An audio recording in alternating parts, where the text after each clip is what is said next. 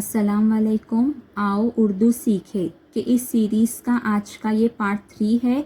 अगर आपने इस सीरीज़ के पार्ट 1 और पार्ट 2 को नहीं देखे हैं तो पहले आप वो देखें ताकि आपको ये पार्ट समझ में आए। इस तरह अगर आप ज़ीरो से उर्दू सीखना चाहते हैं तो इस सीरीज़ को मिस न करने के लिए सब्सक्राइब करें। आज हम पार्ट 3 में हकारी हुर्फ देखेंगे कि हकारी हुर्फ को किस तरह लिखा जाता है और किस तरह पढ़ा जाता है।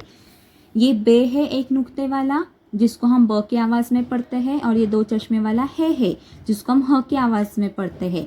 हमने देखे थे छोटी अशकाल में ब की जो छोटी अशकाल है तो इस तरीके से पहले ब लिखा जाता है छोटे अशकाल में और इसको ये है जोड़ा जाता है जिसको हम भ की आवाज़ में पढ़ते हैं। उसके बाद ये तीन नुक्ते वाला पे है जिसको हम प की आवाज़ में पढ़ते हैं, और ये दो चश्मे वाला है जिसको हम ह की आवाज़ में पढ़ते हैं।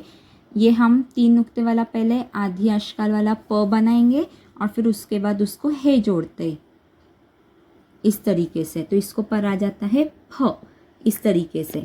ये दो नुक्ते वाला ते है जिसको हम त की आवाज़ में पढ़ते हैं, और ये दो चश्मे वाला है जिसको हम ह की आवाज़ में पढ़ते हैं।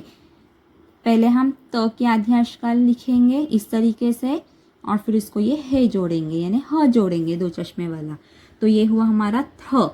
ये जो हकारी हुर्फ है इसकी जो आवाज़ है वो थोड़ी अलग निकलती है, इसके लिए आप मेरे पीछे रिपीट करें ताकि आपको भी ये आवाज़ जो है वो निकलने में आसानी हो।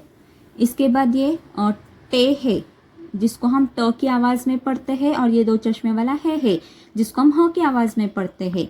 ये हुआ हमारा ट और उसको हमने जोड़े दो चश्मे वाला है, इसको पढ़ा जाता है ठ इस तरीके से ठ।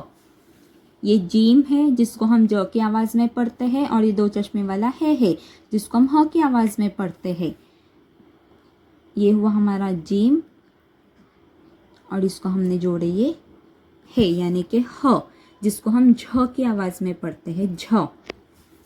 ये चे है तीन नुक्ते वाला जिसको हम च की आवाज़ में पढ़ते हैं, और ये दो चश्मे वाला है जिसको हम ह की आवाज़ में पढ़ते हैं।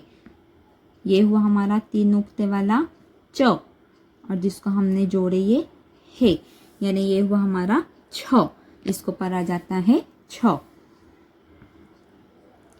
इस तरीके से। ये हुआ हमारा छ।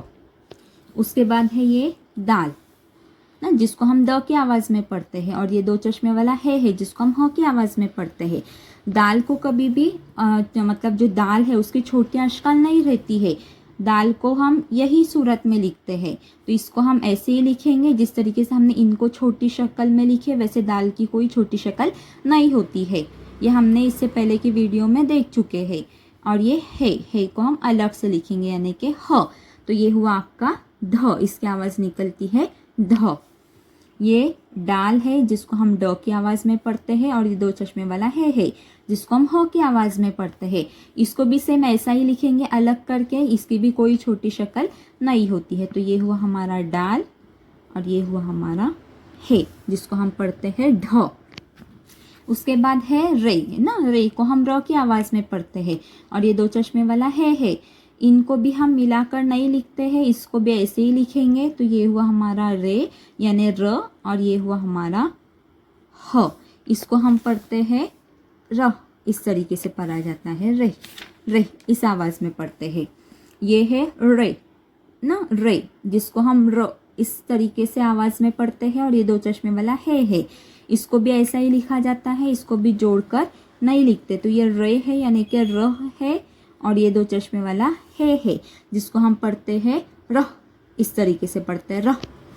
ये काफ है यानी कि क की आवाज़ में मतलब इसकी आवाज़ क में निकलती है, और ये दो चश्मे वाला है जिसको हम ह की आवाज़ में पढ़ते हैं। काफ की हमने आधी शक्ल देखे थे, काफ को इस तरीके से लिखा जाता है आधी शक्ल में, और उसके साथ ये जोड़ा जाएगा है यानी कि ह, जिसकी आवाज़ निकलती है ख, थोड़ी अलग आवाज़ निकलती है इसकी ख। ये गाफ है जिसको हम ग की आवाज़ में पढ़ते हैं, और ये दो चश्मे वाला है जिसको हम ह की आवाज़ में पढ़ते हैं। ये जो गाफ है इसकी पहले जो आधी शक्ल है यानी छोटी शक्ल है वो लिखेंगे, और फिर उसके बाद उसको है से जोड़ेंगे। तो ये हुआ हमारा घ, इसको पढ़ा जाता है घ। उसके बाद ये लाम है जिसको हम ल की आवाज़ में पढ़ते हैं। ये दो चश्मे वाला है जिसको हम ह की आवाज़ में पढ़ते हैं। तो ये जो लाम है उसकी आधी शक्ल इस तरीके से बनाते हैं और ये उसका है, यानी ये हो गया हमारा ल। ये मीम है जिसको हम म की आवाज़ में पढ़ते हैं और ये है दो चश्मे वाला है जिसको हम ह की आवाज़ में पढ़ते। ये आधा हम मीम बनाते हैं और उसको ये है जोड़ेंगे, तो ये हुआ हमारा म इस तरीके से। उसके बाद ये नून है जिसको हम न की आवाज़ में पढ़ते हैं और ये दो चश्मे वाला है जिसको हम ह की आवाज़ में पढ़ते हैं। हम न को पहले आधी शक्ल में बनाएंगे और फिर उसको ये है जोड़ेंगे, तो ये हुआ हमारा न इस तरीके से। आज की जो पार्ट है इसके अंदर हमने देखे हकारी हुर्फ। इस तरह अगर आपको वीडियो पसंद आई हो तो हमारे इस वीडियो को लाइक करें और उन दोस्तों के साथ शेयर करें जो उर्दू सीखना चाहते हैं। अगले वीडियो में मिलते हैं। अल्लाह हाफिज़।